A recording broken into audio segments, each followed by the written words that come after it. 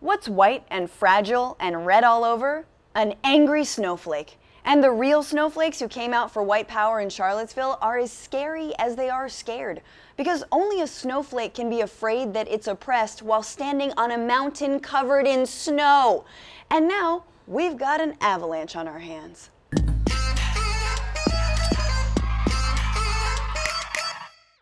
Well, here we are. The President of the United States of America in 2017 is making excuses for neo-Nazis, and in the process, adopting their preserve our culture rhetoric. You had people in that group that were there to protest the taking down of, to them, a very, very important statue. You're changing history, you're changing culture. And who's changing my diaper? Okay, Daddy got a poopy, that's why I'm upset. This is a scary moment for America. White nationalism is like this country's psycho ex. Just when we thought we were over them, social media was invented and we couldn't stop checking their Instagram and thinking, maybe we were good together. And then one night they slid into our DMs like, you up? Want to be great again? And one electoral vote led to another, and now this is our walk of shame. You will not replace us!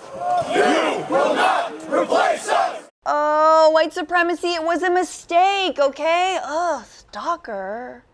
But here's the thing, if we actually want to root out this kind of hate, it will take, unfortunately, a certain amount of understanding. Why did hundreds of white dudes come to Charlottesville to protest the removal of a statue commemorating a defender of slavery? And how can a 20-year-old drive a car into a crowd of people and murder someone? Now, I'm not talking about being empathetic to these Adolf wannabes, because that would imply that they're right, and they're not. They're alt-right, which is just a fancy way of saying wrong. I'm talking about being minimally sympathetic in the face of what is so pathetic. Because their hardline views are the tip of the iceberg for less extreme, but similar beliefs shared by more Americans than we'd like to admit. For instance, by the guy in the Oval Office on the verge of having a hate stroke.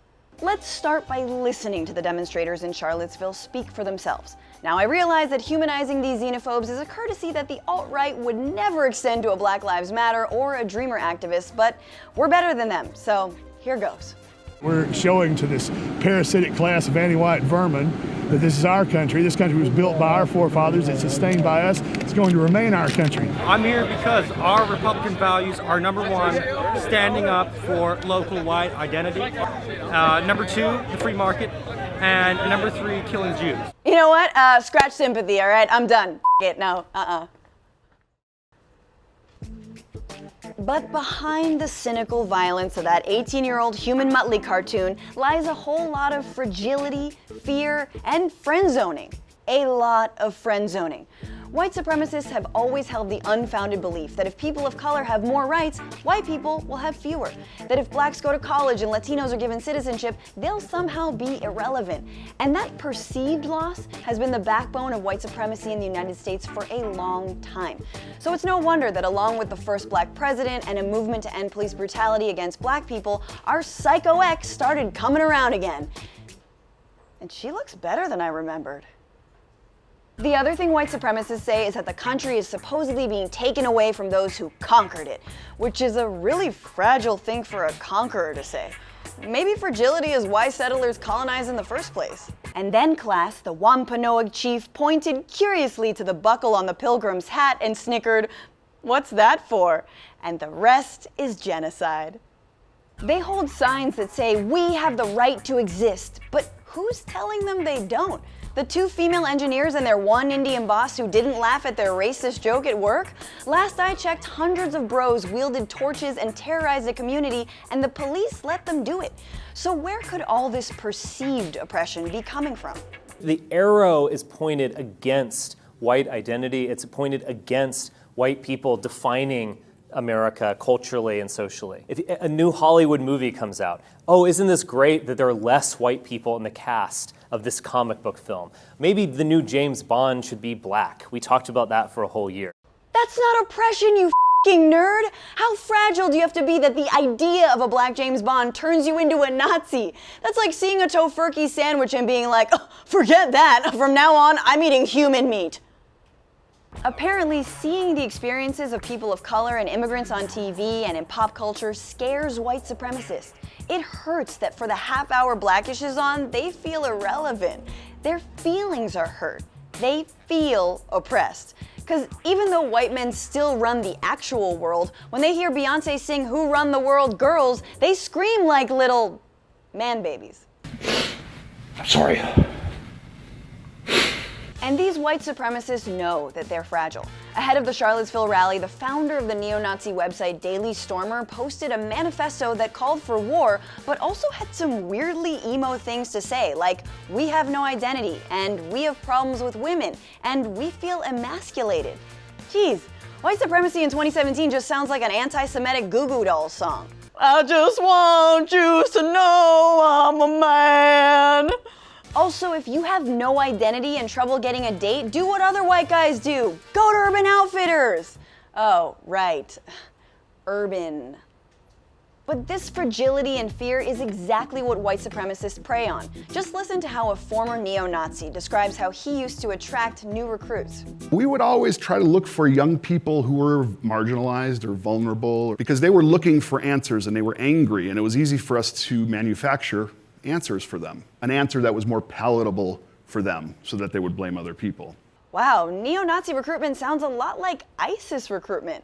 Only ISIS recruits survived civil war, not just Lady Ghostbusters.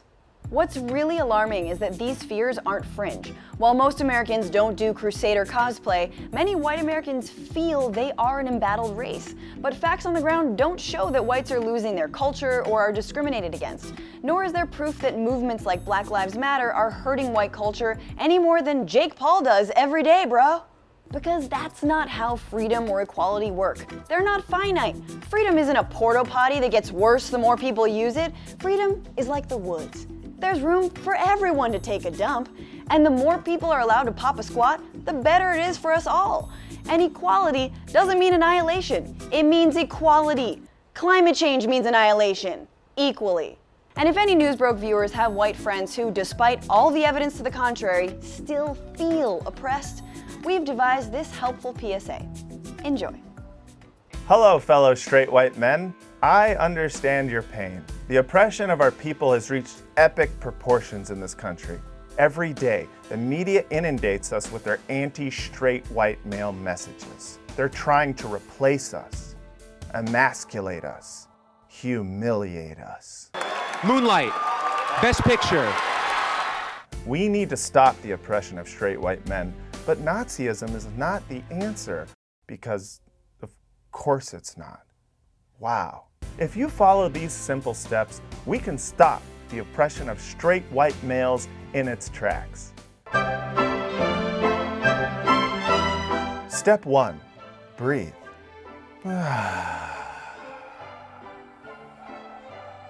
Step 2, close your laptop. That's right. Step 3, there is no step 3 because we're not actually oppressed. We just read too many blogs we don't like. Bye-bye.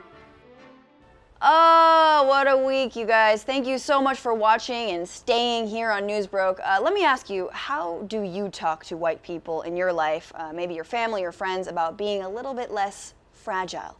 Also, side note, did you know that we set up a fraud protection hotline? Yeah, it's true. You should check out the sketch here. We set up a phone line for people who feel like they have imposter syndrome to call in and share the ways to combat the scammers that are in their brain that tell them that they're not good enough. We are still accepting phone calls to that number, and we plan on airing some of those calls in a future Newsbroke video, so keep them coming. 775-863-2787. See you next week.